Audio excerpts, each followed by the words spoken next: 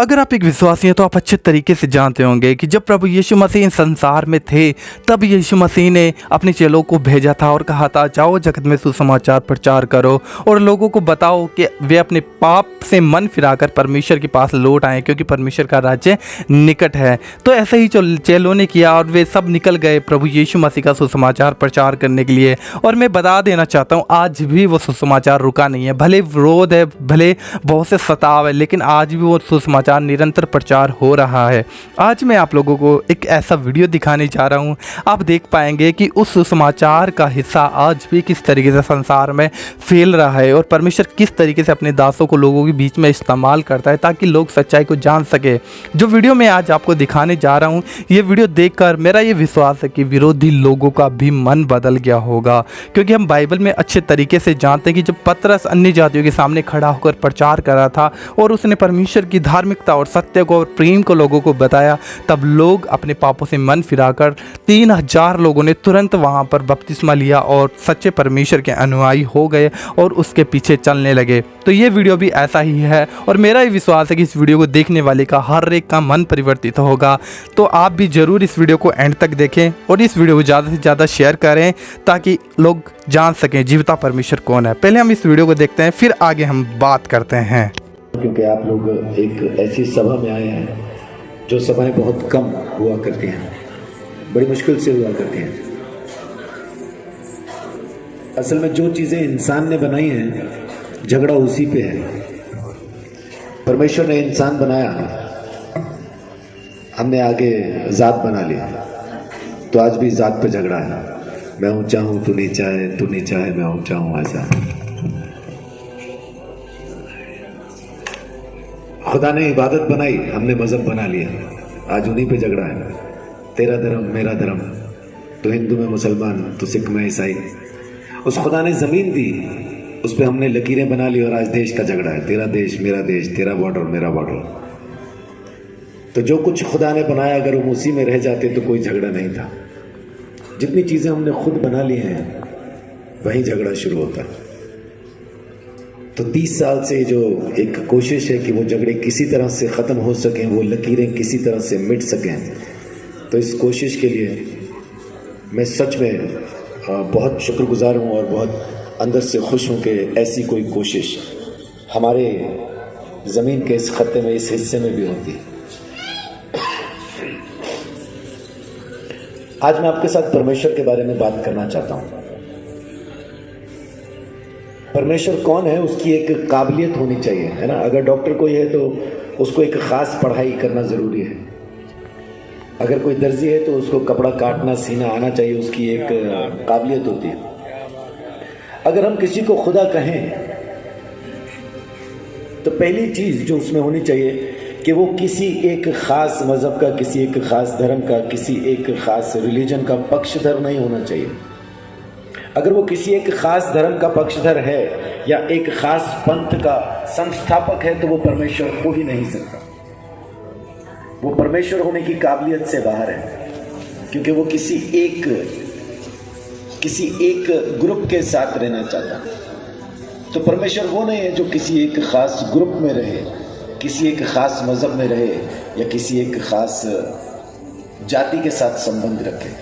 परमेश्वर वो है जिसने ज़मीन बनाई और परमेश्वर वो है जो कुल कायनात का एकमात्र खुदा है। एक ही परमेश्वर है, तो 2 4 6 8 10 12 15 नहीं है, एक ही है। हमने अपने मज़हब तो बनाए, हम तो इतने ज़्यादा बुद्धिमान बन गए कि हमने उस खुदा के भी मज़हब बना दिए। देख के पहचान लेते हैं, ये हिंदुओं का है, ये मुसलमानों का है, ये सिखों का है, ये ईसाइयों का है। यानी खुदा की भी जातियाँ, उसके भी धर्म बना दिया हमने। ये हिंदुओं का है जी, ये सिखों का है जी, ये ईसाइयों का है, ये मुसलमानों का है। क्या सच में ऐसा परमेश्वर है? अगर ऐसा ही परमेश्वर है तो मैं उसको मानने के लिए कतई तैयार नहीं। मैं नहीं मानना चाहता ऐसे खुदा को जो फ़िरका परस्ती करता। फ़िरका परस्ती बोले तो पक्षपात करता हो, एक जाति के साथ रहता हो, दूसरी जाति से नफरत करता हो। ऐसे खुदा के साथ मैं नहीं रहना चाहता, क्योंकि खुदा तो वो है जो सबका है और एक ही है। पहचानने की ज़रूरत है, जानने की ज़रूरत है। अभी कुछ देर पहले बब्बू भगत जी कह रहे थे कि लोग कहते हैं कि खुदा आता नहीं, परमेश्वर आता नहीं, बुलाने वाला नहीं मिलता इसलिए नहीं आता। मेरी बीवी को शिकायत रहती है सेक्टर 10 में सब्जी वाला नहीं आता, लेकिन जब मैं घर पे होता हूं तो मैं सुबह से शाम तक अगर गिनना शुरू करूं तो कम से कम 50 से 60 सब्जी वाले आते हैं। लेकिन मेरी बीवी के लिए उसकी नजर में देखें तो कोई नहीं आता। क्यों? क्योंकि जब तक वो बाहर निकलती है कोई नहीं होता। 3 बच्चों को संभालती है वो, 9 साल की बेटी, 6 साल का बेटा, 1.5 साल की बेटी। तो उनको संभाल के जब तक वो बाहर आती है तब तक सब्जी वाला कहीं और चला जाता है। तो इसका मतलब ये नहीं है, सब्जी वाला अगर उसको नहीं मिल रहा है तो इसका मतलब ये नहीं है कि सेक्टर 10 में सब्जी वाला नहीं आता। अगर आपको खुदा नहीं मिल रहा तो इसका मतलब ये नहीं कि खुदा है नहीं या आता नहीं है। वो जरूर है और जरूर आता है, बस आप अपने काम में ऐसा उलझे हैं कि जब आप उससे मिल सकते हैं उस वक्त पे आप उसको मिलते नहीं। आप अपने ज़मीन के कामों में ऐसा उलझ गए, आपको लगता है ये ज़मीन के कारोबार ही असल में सारे कारोबार हैं। परमेश्वर से मिलने का समय तो तब होगा जब सारे काम ख़त्म हो चुके होंगे। ऐसा नहीं है। मैं एक परिवार में गया, वहाँ पे जाके जब मैं परमेश्वर के बारे में बात करने लगा तो मैंने उनको कहा अपने बच्चों को बुला लीजिए, क्योंकि उनके 3 बच्चे और सबसे छोटे बच्चे की उम्र उस वक्त 17 साल थी। यानी उनको समझ थी, वो सुन सकते थे, समझ सकते थे। छोटा बच्चा 17 साल का, बाकी बड़े हैं दोनों। तो माँ बाप ने दोनों ने कहा अरे नहीं, उनको रहने दीजिए, अभी उनका टाइम नहीं है इन सब बातों के लिए। मैंने बोला हाँ ये तो आपने सच कहा, अभी तो उनका टाइम पाप करने का है। तो एकदम से सक पका गए दोनों और बोल रहे हैं नहीं हमने ऐसा नहीं कहा। अच्छा माफ कीजिए, फिर क्या कहा आपने? अगर परमेश्वर की बातें सुनने का और मानने का अगर अभी समय नहीं है तो फिर कौन सी बातें सुन के कौन सी बातें मानना चाहते हैं? उसको तो फिर मैं पाप ही कहता हूँ। तब उनको भी समझ में आया, फिर आवाज देने लगे आजा मुन्ने चिंटू पप्पू, माने आजा। परमेश्वर को जब तक आप पुकारोगे नहीं वो आएगा नहीं। गुरुजी यहाँ पे बैठे हैं, आपको बाद में भी बता सकते हैं, हमारे हाथ के बनाए बुत में खुदा नहीं रहता, रहेगा भी नहीं। चाणक्य नीति 4:19 में लिखा है मूर्ख हैं वो जो मूर्ति में परमेश्वर को तलाशते हैं।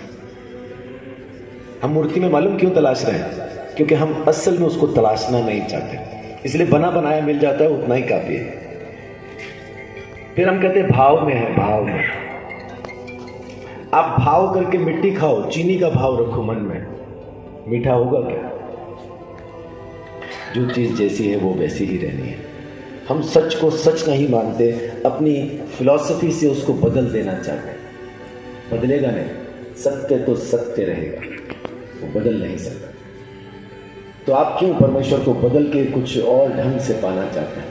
वो जैसा है वैसा आप पा लीजिए तो मिल जाएगा, वो जैसा नहीं है वैसा आप ढूंढेंगे तो मिलेगा भी नहीं।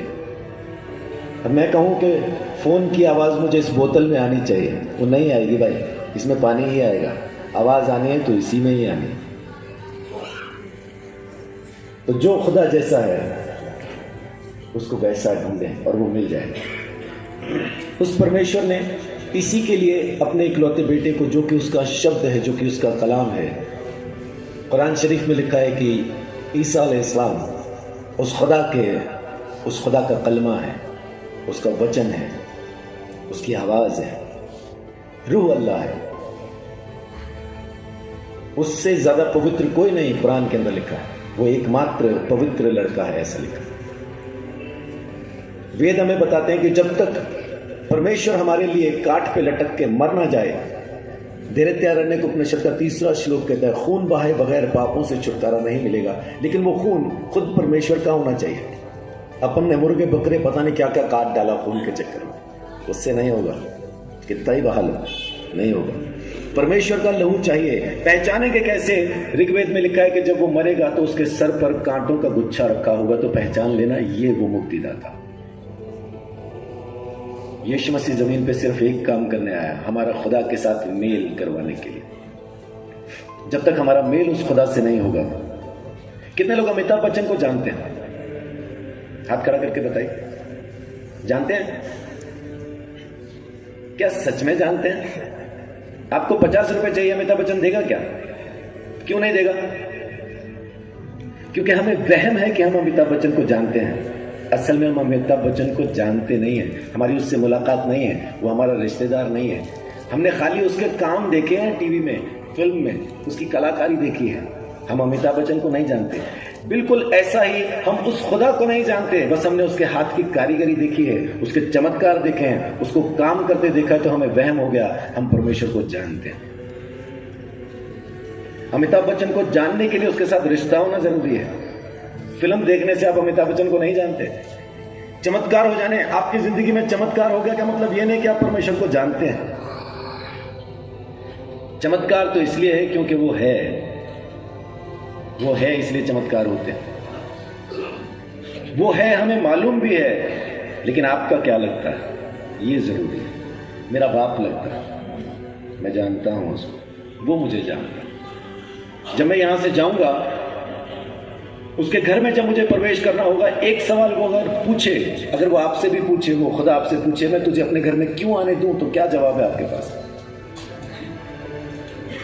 मेरे पास एक ही जवाब है, पापा थोड़ा साइड हटिए, ये मेरा घर है, आप बाप है मेरा हिस्सा है इस घर के अंदर, इसलिए मैं आऊंगा। जब तक आप उसके साथ रिश्ता नहीं रखेंगे, कुछ भी पूछ लीजिए, कैसा भी पूछ लीजिए, परमेश्वर नहीं मिलेगा। हाँ, चीजें मिलेंगी, चमत्कार होंगे, जरूर होंगे, जो दुआ आप मांगेंगे पूरी भी हो जाएगी, इसमें कोई दो राय नहीं है, लेकिन खुदा नहीं मिलेगा। उसको मिलने के लिए उसी को मिलना जरूरी है, चीजों से नहीं होगा। तो आज सिर्फ इतना ही कहता हूं कि यीशु मसीह को उस खुदा ने सिर्फ इसलिए भेजा ताकि वो खून बहा के हमारे लिए कुर्बान हो और उसके लहू के द्वारा हम सबका दाम चुकाया जा सके और हमारा रिश्ता वापस उस परमेश्वर के साथ हो सके। मेरा ही विश्वास है कि आपने वीडियो यहाँ तक देखा तो आप आगे भी ज़रूर देखकर जाएंगे। जैसा कि आपने इस वीडियो में देखा कि परमेश्वर के प्रेम के बारे में इस प्रभु की दास ने इस तरीके से बयां किया कि परमेश्वर का ऐसा प्रेम है जो हमारे शब्दों से, हमारे मन से, हमारे विचारों से और हमारे कामों से बहुत बड़े है। क्योंकि बाइबल हमें इस कदर कहती है कि परमेश्वर के पास लौट आएँ। मैं आपको बता देना चाहता हूँ, उत्पत्ति में जब परमेश्वर ने मनुष्य को बनाया तो मनुष्य ने परमेश्वर की आज्ञाओं को तोड़कर परमेश्वर से खुद से अपने आप को दूर कर लिया और उसी दूरी को परमेश्वर नहीं चाहता कि वो दूरी बनी रहे, क्योंकि परमेश्वर तो पवित्र है और उसके पास जाने के लिए हमें पवित्र होना पड़ेगा। और परमेश्वर जानता था कि मनुष्य के बस की बात नहीं है कि वो अपने आप को पवित्र बना सके, क्योंकि मनुष्य तो मिट्टी है, वो कुछ भी नहीं कर सकता। इसलिए परमेश्वर ने ही वो मार्ग निकाला जो मार्ग यीशु मसीह था, जिसने हमारे लिए, हमारे पापों के लिए अपने आप को क्रूस पे दिया और आज भी वो जीवित है और वो चाहता है कि हम उस पर विश्वास करके अनंत जीवन के वारिस बन सकें और उस परमेश्वर को अपना पिता कह सकें। और उसे पिता कहने के लिए हमें उसे जानना बहुत ज़्यादा ज़रूरी है। इसलिए प्रभु यीशु मसीह ने कहा, तुम सत्य को जानोगे और सत्य तुम्हें स्वतंत्र करेगा, और सत्य यीशु मसीह है। इसलिए हमें उसे जानना है, उसे समझना है कि आखिर परमेश्वर ने हमें क्यों अपने पास बुलाया है। क्योंकि परमेश्वर जो पवित्र है वो कभी नहीं चाहता कि हम नाश हों, हम अनंत जीवन से परे हों और अनंत आग के वारिस ठहर जाएं। इसलिए प्रभु यीशु मसीह का ये जो प्रेम है वो परमेश्वर ने यीशु मसीह के द्वारा इस संसार में प्रकट किया और उसने दिखाया कि परमेश्वर ने जगत से ऐसा प्रेम रखा कि उसने अपना इकलौता पुत्र दे दिया। हमारा काम है कि हम परमेश्वर पर विश्वास करें, क्योंकि बाइबल इस कदर कहती है कि परमेश्वर का राज्य तब ही आता है जब लोग उस पर विश्वास करते हैं। तो हमें उस पर विश्वास करना और परमेश्वर के पीछे चलना है ताकि हम सच्चाई को जानकर आज़ाद हो सकें और सदा का जीवन जो परमेश्वर हमें देना चाहता है वो हम ले सकें। मैं उम्मीद करता हूँ मेरे प्यारे भाई बहनों, आप लोगों को ये वीडियो ज़रूर अच्छा लगा होगा। तो आप इस वीडियो को ज़्यादा से ज़्यादा शेयर करिए उन लोगों के साथ जो आज तक जीवते परमेश्वर को नहीं जानते हैं, ताकि परमेश्वर उनके जीवन में आए और उन्हें बचा सके और वे भी अनंत जीवन के वारिस हों। तो ज़रूर आप लोग इस वीडियो को शेयर करिए। और आप लोगों ने अभी तक हमारे चैनल को सब्सक्राइब नहीं किया है तो मैं आपसे रिक्वेस्ट करना चाहूँगा कि आप इस चैनल को ज़रूर सब्सक्राइब करिए, ताकि और भी ऐसी वीडियोज आप देख सकें और भी परमेश्वर के निकट आप जा सकें, जिससे परमेश्वर की महिमा हो। तो मिलते हैं किसी और वीडियो में, तब तक के लिए प्रभु यीशु मसीह की